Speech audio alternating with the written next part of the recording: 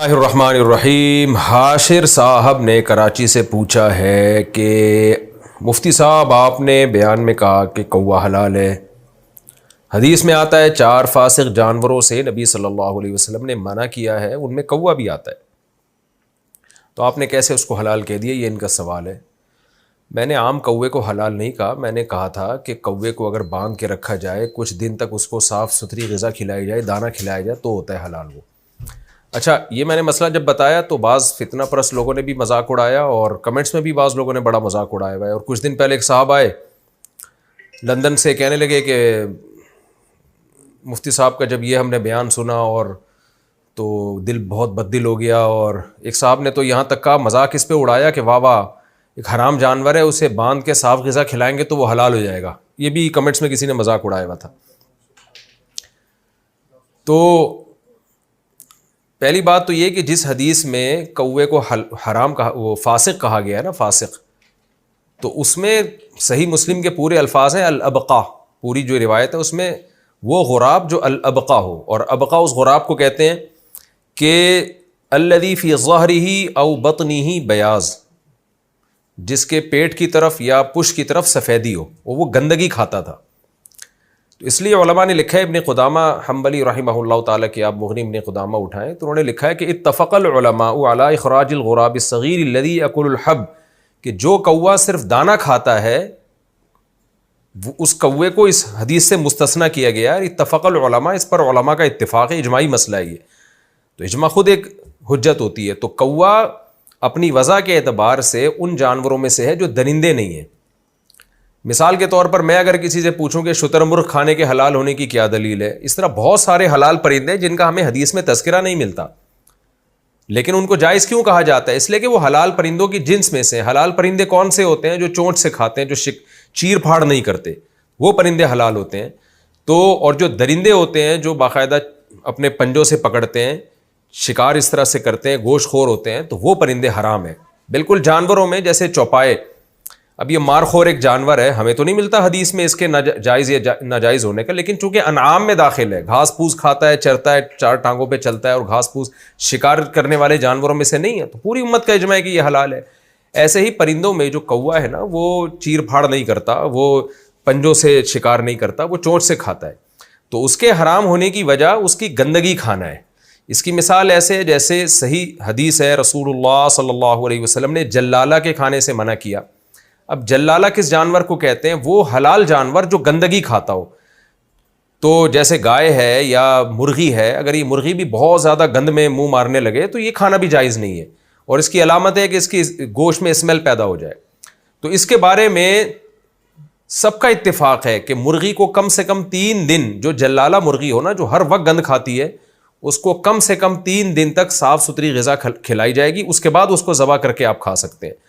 اور جو گائے ہے یا بیل ہے، جو بڑے جانور ہے، اگر وہ گندگی کھاتے ہوں اور ہر وقت گندگی میں منہ مارتے ہوں، جیسے کہ آپ کراچی میں دیکھ لیں، یہاں پہ جو پورے ریوڑ کچرا کھلا رہے ہوتے ہیں ان کو، ان کے گوشت میں سے اسمیل آ رہی ہوتی ہے، تو اس جانور کا کھانا حلال ہونے کے باوجود جائز نہیں ہے۔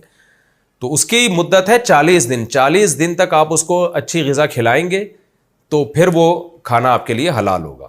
تو جس نے مذاق اڑانا ہے تو اس کا بھی مذاق اڑائے کہ یہ کیا بات ہے کہ مرغی کو 3 دن تک، تمام فقہا لکھتے ہیں کہ 3 دن تک اس کو بند کر کے رکھا جائے گا اور پھر حلال چیز کھلائی جائے گی، تو وہ مرغی، کیونکہ اصل وضع کے اعتبار سے مرغی حلال تھی، گند کھانے کی وجہ سے اس کو ناجائز کہا جا رہا ہے۔ تو جب گند کھانا چھڑا دیں گے تو ظاہر ہے اس کی کوئی نہ کوئی مدت تو ہوگی نا، تو جب تک گند کھانا اس کو چھڑاتے نہیں ہیں وہ آپ کے لیے جائز نہیں ہوگا۔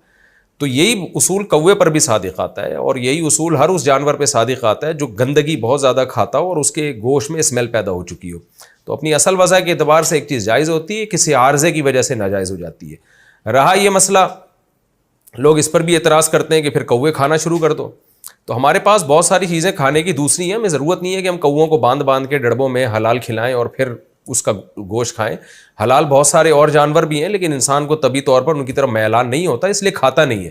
وہ آپ بتائیں، طوطا بھی کھانا حلال ہے، طوطے کے ناجائز ہونے کی ہمارے پاس کوئی دلیل نہیں ہے، لیکن کبھی کسی کو دیکھا آپ نے طوطے کی بریانی پکا کے کھا رہا ہو یا طوطے بنا کے کھا رہا ہو؟ کوئی بھی نہیں کھاتا، اس لیے کہ عام طور پر ان چیزوں کا رواج نہیں ہے۔ تو ہر حلال چیز کھانے کی ترغیب نہیں ہے شریعت میں۔ تو طوطا ہے اور کچھ جانور ایسے ہیں جو حلال ہیں لیکن نہ نہیں کھاتے ہم، نہ اس کا ہمارے یہاں رواج ہے، اس سے اس کی طرف انسان کی طبیعت مائل نہیں ہوتی.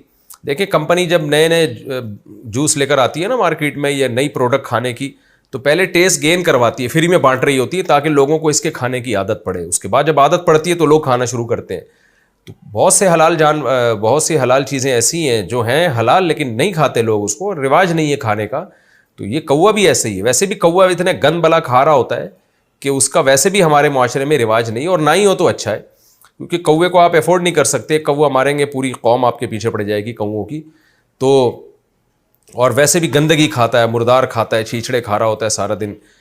تو یہ اس مسئلے کی وضاحت تھی. اب میں پوچھتا ہوں کہ وہ کوا جو حلال کھاتا ہو، جو مجھ سے دلیل پوچھ رہے تھے نا کہ کوے کے حلال ہونے کی کیا دلیل ہے، تو میرا سوال ہے ان سے کہ جو کوا جو پاکیزہ چیزیں کھاتا ہو، گند نہ کھاتا ہو، دانا کھاتا ہو، آپ نے کس بیس پہ اس کو حرام کہا ہے؟ حدیث آپ پیش کریں. تو حدیث جو آتی ہے نا صحیح مسلم کی، جس میں کوے کو فاسق کہا گیا ہے، تو وہ کوا ہے جس کے بارے میں دوسری حدیث میں اس کی میں اضافہ ہے الابقا.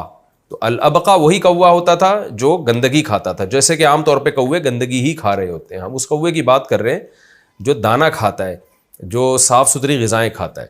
تو پراپر طریقے سے لوگ علم حاصل نہیں کرتے اور بیٹھ کے بس پھینکتے رہتے ہیں بیٹھ کے.